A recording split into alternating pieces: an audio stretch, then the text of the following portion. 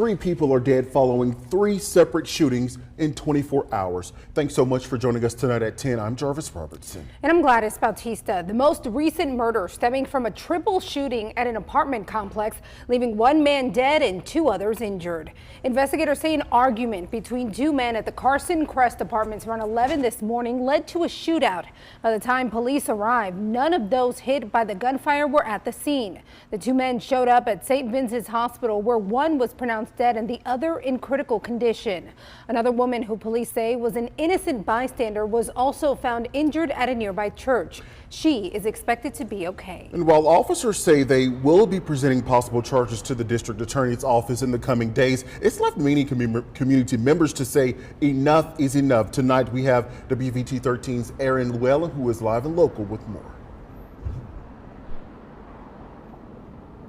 Yeah, Jarvis, today I talked to 2 men who say that they are actually happy with the way that Birmingham police are handling the crime that's happening in the city. And they said that there's always more that can be done, but coming up with a solution won't happen overnight. Gun violence is a growing concern for many Birmingham residents like Jalen Boyd. I feel like the city's at kind of a crisis. And some feel there's no clear path to finding a solution. It's something that we all want fixed. I know that the community leaders and the police are looking for ways to do that, and they need the community to step up. Johnny Strada also lives in Birmingham and has even worked in city government. He feels there's more city leaders can do to address the issue, like bringing community members to the table to make sure their voices are heard. What is it that's stemming from this? Ultimately, a lot of this violence itself is coming from some deep down frustration.